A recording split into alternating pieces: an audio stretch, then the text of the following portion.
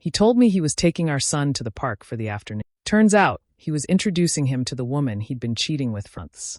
If you've ever had your heart broken by someone you trusted, you'll understand. Just stay with me as I tell you what really happened. My name is Claire Harper. I'm 33 years old, a stay-at-home mom living in Arizona. For the last 7 years, I've been married to Jason Harper, a real estate broker. We have a 5-year-old son named Ethan, who means everything to me. For the longest time, I believed I had the perfect little family. Sure, life had its rough patches, but we always found our way back to each other, or so I thought. Lately, Jason had started acting different. He was coming home later and later, always blaming it on work. He stopped making eye contact during conversations. His phone, once left lying around the house, was now glued to his hand or locked in his office. I tried not to overthink it. Maybe he was just stressed. Maybe I was imagining things. I wanted to believe that. Then one Saturday morning, Jason told me he was taking Ethan to the park. Just some father-son time, he said. I smiled and nodded, even though my stomach felt tight. Something didn't feel right, but I pushed the feeling down. Hours later, they came home like nothing had happened. Jason handed me a coffee and kissed me on the cheek. Ethan looked tired but happy. I didn't ask any questions. I just watched them, trying to quiet the noise in my head. That night, while folding laundry, I found a crumpled receipt in the pocket of Jason's jeans. Lunch for 3. A pricey restaurant across town, definitely not near any park. My hands shook as I stared at the slip of paper. 3 meals, 3 drinks, 3 people. I didn't want to jump to conclusions, so I called my best friend, Marcy. She lived on the other side of town, not far from that restaurant. I asked her casually if she'd been out that day. Her voice went quiet.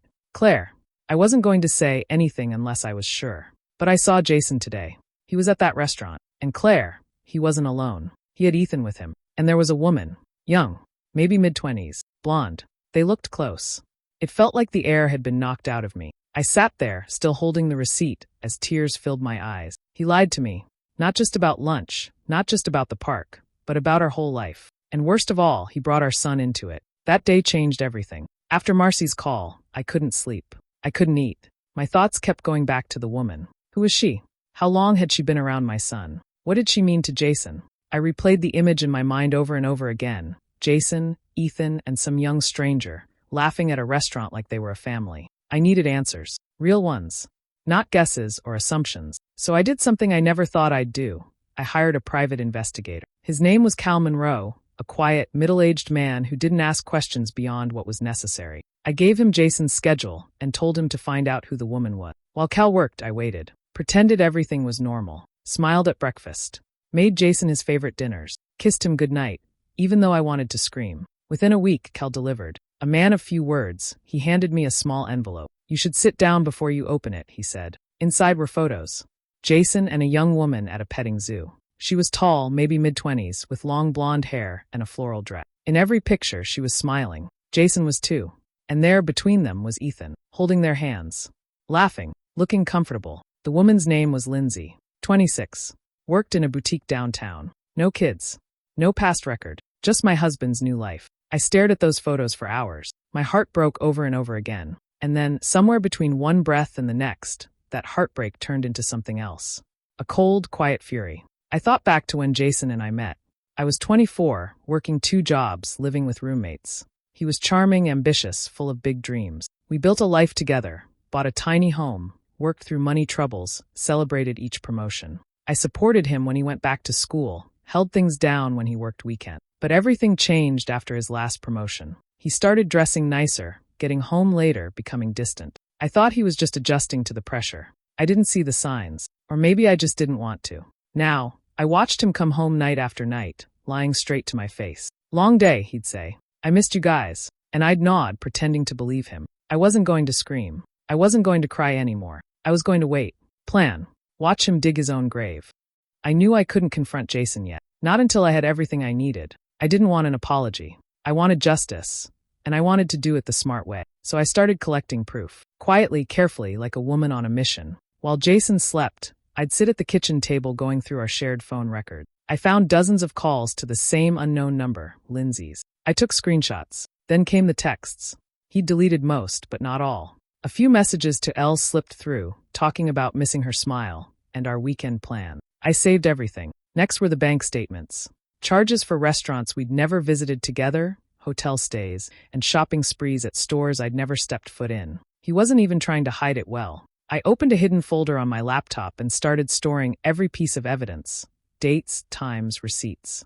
Everything. When I was sure I had enough, I booked an appointment with a divorce attorney. Her name was Diane Keller. Smart, tough, and exactly what I needed. I met her at a small office across town while Jason was working late. After I laid everything out, Diane leaned back and crossed her arms. Arizona is a community property state, she said. That means you're entitled to half. But infidelity can influence the judge's decision, especially with a child involved. She looked me dead in the eye and said, if you want to win big, you need to play this carefully. Don't let him know you know. Smile. Wait. And let him keep digging his own hole. So that's what I did.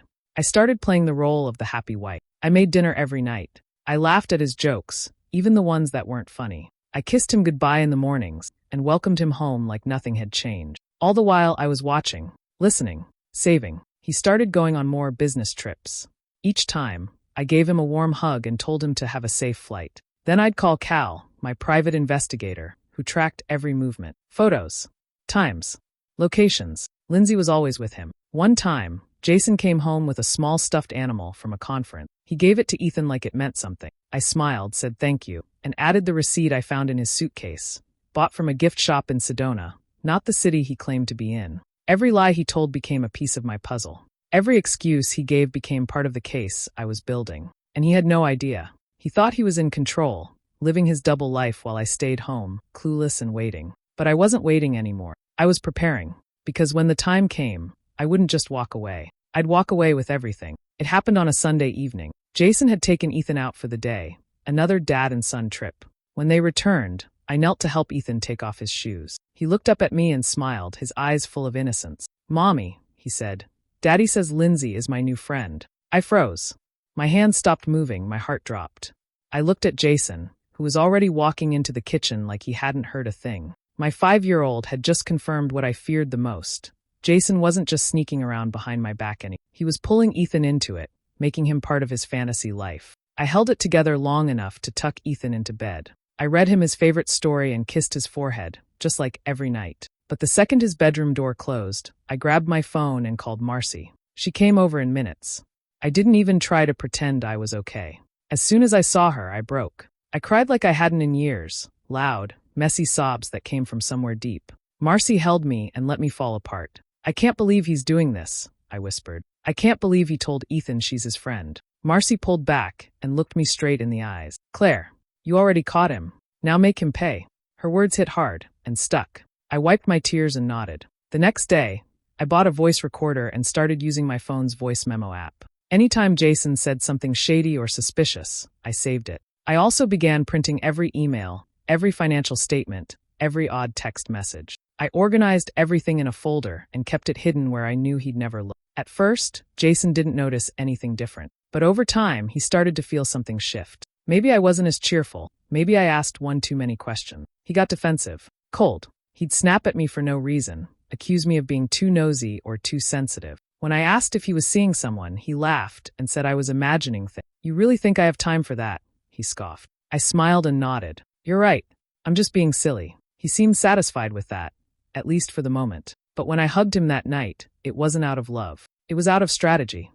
It was just a quiet evening at home. I had made spaghetti, Ethan's favorite, and we were sitting at the table when he suddenly said, Mommy, Lindsay has the same blue blanket like we do. I slept at her apartment on Saturday. My fork clattered onto my plate. I looked at him slowly. You slept where, sweetheart? At Lindsay's place, he said innocently. She made pancakes. Daddy said it was our secret sleepover. I don't even remember finishing dinner. My mind went blank, then hot. I tucked Ethan into bed like always, smiling and humming like nothing was wrong. But the second his door shut, I lost it. I marched into the living room and waited for Jason to come home. When he walked in, all casual and smug, I snapped. You took our son to your girlfriend's apartment? I shouted, my voice trembling. Jason blinked, surprised. What are you talking about? Ethan told me. He slept there. You're letting our 5-year-old spend the night with some stranger. Like this is normal. Jason scoffed. You're being dramatic, Claire. Dramatic? You've been cheating on me for months, and now you're parading her around like she's some bonus mom? How dare you bring our son into this? His face changed then, less guilty, more cold. You're unstable, he said calmly. This is what I'm talking about. You blow up over nothing. Maybe we need some space. A trial separation. You've been too emotional lately. I stared at him. It was like watching someone I never knew. Fine, I said through clenched teeth. Maybe space is exactly what we need. He looked relieved, like he'd won. But he hadn't. The next morning, I called Diane, my lawyer. It's time, I told her. Within days, we had everything moving. Divorce papers, custody filings, even a restraining order in progress to protect Ethan from being around Lindsay without supervision. Cal, my PI, dropped off his latest findings just in time. More photos.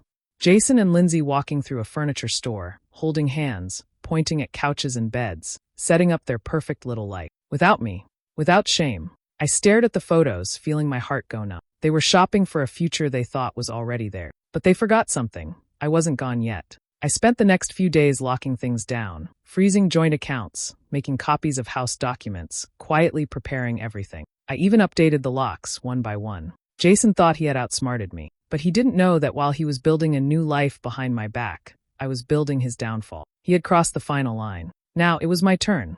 Jason was in the middle of showing a house to a young couple when the process server walked in and handed him the divorce papers. Right there, in front of clients, colleagues, and an open house sign on the lawn. I knew exactly where he'd be that afternoon, thanks to Cal, my PI. The timing was perfect. He came home an hour later, slamming the front door so hard it shook the hallway. "What the hell is this?" he yelled, holding up the divorce packet. I stood in the kitchen, calm, folding Ethan's clothes. "You already know what it is," I said without looking up. "Don't act surprised." Jason stormed toward me. "You blindsided me in front of everyone. What kind of game are you playing?" I turned and faced him, voice steady. "The kind where the liar doesn't win. I know everything, Jason. Every phone call. Every weekend trip. Every lie you fed me while you were playing house with her." He looked stunned, like he couldn't believe I'd actually followed through. "You're overreacting. We can talk about this." "No," I said. "We're done talking. You made your choices." While he stood there trying to regroup, I handed him a sheet of paper. A summary of the joint account freezes, effective immediately. His name was removed from everything that was legally mine. "The house," I said, stepping closer. "Bought with my inheritance. It's in my name. The car in the driveway? Registered to me too. You don't own a thing here anymore." He opened his mouth, probably to lie or beg. I didn't care which. "You introduced our son to your mistress," I said, voice low but firm. "Now meet your consequences." For once, he was speechless. He followed me around the house for the next half hour, trying every trick in the book. Denial, guilt, even soft charm. But I'd heard it all before. And this time I didn't bend. I didn't cry. I didn't scream. I just smiled. He finally left, slamming the door behind him again. This time, it didn't rattle. I'd already changed the locks. The courtroom was colder than I expected. Not just in temperature, but in energy. The tension hung in the air like a storm waiting to break. Jason sat across from me in a crisp suit, pretending to be calm, pretending to be the victim. I recognized that look, the one he wore when he wanted to charm people into forgetting the truth. He didn't look at me once. From the beginning, Jason and his lawyer tried to paint me as unstable. "She's emotional, unpredictable," his lawyer said to the judge. "She's become obsessive and controlling, even recording conversations without consent." Jason nodded along like he was the one who had been hurt. He even faked a few sighs for effect. But Diane, my attorney, was ready. She stood up slowly, calm and confident, and began to lay it all out, piece by piece. "We have documented evidence of infidelity," she said. "Phone records, text messages, photographs of the defendant with his mistress, often while he had custody of the child." She presented photos of Jason and Lindsay holding hands, kissing, shopping for furniture. Text messages where Jason promised Lindsay a fresh start and talked about how he was trapped in his current life. There were screenshots of bank statements, money he had spent on hotels and gifts, all while telling me we were tight on bills. Then came the recordings. Jason's voice echoed through the courtroom, saying cruel things, telling me I was paranoid, calling me needy, laughing with Lindsay in the background. The judge's face grew more serious with each clip. And then there was Lindsay. Subpoenaed by Diane, she took the stand reluctantly, clearly uncomfortable. At first, she denied the timeline. "We started dating after they separated," she said. But Diane pressed harder, showing her messages and photos time-stamped from over a year ago. Lindsay's face turned pale. Her hands shook. I didn't know he was still with her," she mumbled. At first, more questions followed, and slowly the truth unraveled. Lindsay admitted the affair had started while Jason and I were still married. And yes, she had met our son several times without my knowledge or consent. When it was all over, the judge didn't hesitate. He ruled in my favor on every count. Full custody of Ethan, the house, the car. And because Jason had used marital funds to support his affair, I was awarded a significant share of his future real estate commissions. Jason sat frozen, his face stripped of confidence. He looked like a man who had lost everything. And he had. I walked out of that courtroom not just as a woman who survived betrayal, but as a woman who refused to be broken by it. Jason moved into a small, worn-down apartment on the edge of town. No more shiny kitchens or fancy cars. No more smiling in open houses, pretending to be the picture of success. Just stained carpets, creaky stairs, and silence. Lindsay didn't last long. After the court ruling, she realized the dream life he promised was a lie. No money, no house, no future. She left quietly, packed her things one afternoon while Jason was out, and never came back. Just like that, the fantasy crumbled. Meanwhile, I began to rebuild. It wasn't easy. The pain didn't vanish after the judge's gavel fell. I still woke up some nights with tears in my eyes, still felt the echoes of betrayal. But I started therapy one session at a time, letting go of the guilt, the anger, the confusion. I focused on Ethan, on being present, on showing him love didn't have to come with secrets or silence. We baked cookies, painted messy pictures, took weekend trips to places that felt light and peaceful. He laughed more, slept better, and slowly so did I. My family, who I had pushed away for years trying to protect Jason's image, welcomed me back with open arms. My mom came over on weekend. My sister helped repaint the living room. There were moments of joy again. Real ones. Jason, of course, didn't disappear easily. He tried calling, first out of concern, then out of desperation. He texted long messages, full of apologies and memories, like words could erase the damage. Once, he showed up at Ethan's school without notice. But I had already made sure everything was legally in place. He was escorted out. I never responded. Not once. Not even when he begged. Then, one rainy afternoon, I was driving home from the grocery store with Ethan in the back seat. We stopped at a red light, and there he was, Jason, standing alone at the bus stop, soaked through his cheap jacket, hair plastered to his forehead. He looked tired, smaller, hollow. He didn't see me. Or maybe he did. I don't know. The light turned green. I kept driving. Ethan was singing to the radio. I glanced at him in the mirror, his face lit up with joy, completely unaware of the man we had just passed. And I smiled, not out of spite, but out of peace. Some endings don't need closure, just distance. Some days, I still feel the weight of everything that happened. Betrayal doesn't leave quietly. It lingers in the quiet moments, in the smell of Jason's old cologne when I clean out a drawer, in the echo of a memory when Ethan asks, "Why doesn't Daddy come around anymore?" I don't tell Ethan the full truth. He's only 5. He doesn't need to know the ugly parts. Not yet. All he knows is that Mommy is always there. Mommy makes breakfast, reads bedtime stories, and never forgets pajama day at school. And that's enough for now. But the truth? Peace came at a price. Rebuilding wasn't just about changing locks or signing court papers. It was about picking up the broken pieces inside me, my self-worth, my trust, my belief in love, and trying to make something whole again. There were nights I lay awake, wondering if I'd ever stop being angry. I hated what Jason did to us. The lies, the betrayal, the years he threw away without blinking. I hated that I had to become someone else just to survive it. Someone sharper, colder, more careful. But over time, the hate got quieter. I started to let go in little ways. I packed up Jason's old things, his suits, his fancy shoes, the expensive watches he once wore to impress clients. I dropped them off at a local charity store. No drama, no notes, just gone. Then there was the engagement ring. I held on to it longer than I should have, thinking maybe I'd give it to Ethan someday, or just keep it in a box as a reminder. But it didn't feel like a memory worth keeping, so I sold it. The money went into a travel fund, for something new, something ours. Marcy came over one night with wine and a stack of travel magazines. "You need to go somewhere," she said, flipping pages. "Not to run away, just to breathe. You've earned that." And she was right. So I started planning a trip. Nothing fancy, just a quiet getaway. Me and Ethan, somewhere with sunshine and laughter. Somewhere that didn't have Jason's shadow hiding in the corner. I printed out photos of beaches, stuck them on the fridge, and let Ethan pick his favorite. He chose one with dolphin. "Can we ride one, Mommy?" "Maybe," I smiled. "Maybe we can do anything." I still have my bad days. I still feel a flicker of bitterness when I pass couples in grocery stores or hear a familiar song. But I don't live there anymore. Peace was never free, but it was worth every ounce of strength it took to find it. And I'm not done yet. I closed the front door behind me one quiet morning and paused. For the first time in years, the silence didn't feel heavy. No tension, no secrets. Just the soft hum of the world outside and the sound of Ethan's drawings taped to the fridge fluttering slightly in the breeze. I stood in the hallway, breathing in the stillness. My phone buzzed. It was Diane, my lawyer. Just a short message. Payment cleared. He's staying on schedule. Jason's court-ordered payments came in like clockwork now. The same man who once controlled every penny and held money over my head now sent a slice of his commission to me every month. Legally required. Unavoidable. Poetic. Later that day, I picked Ethan up from school. He ran into my arms like he always did, messy-haired and smiling, clutching a wrinkled drawing of a dinosaur with a cape. "He's a superhero," he shouted. "Just like you." I laughed and kissed the top of his head. "I'll take that."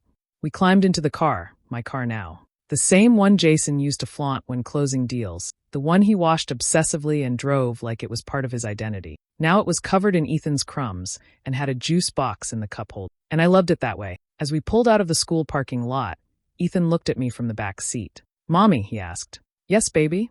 Are we happy now?" I caught his eyes in the rearview mirror. There was no sadness in his face, just pure curiosity, the way only a child could ask such a big question so simply. I smiled, and this time it was real. Not one I forced through pain or put on for appearances. It came from a place of peace, of strength. "Yes, baby," I said softly. "We're just getting started." And we were. There were no more secrets, no more pretending. Just me and my son, in a car that used to represent everything fake about our old life, now carrying us towards something honest.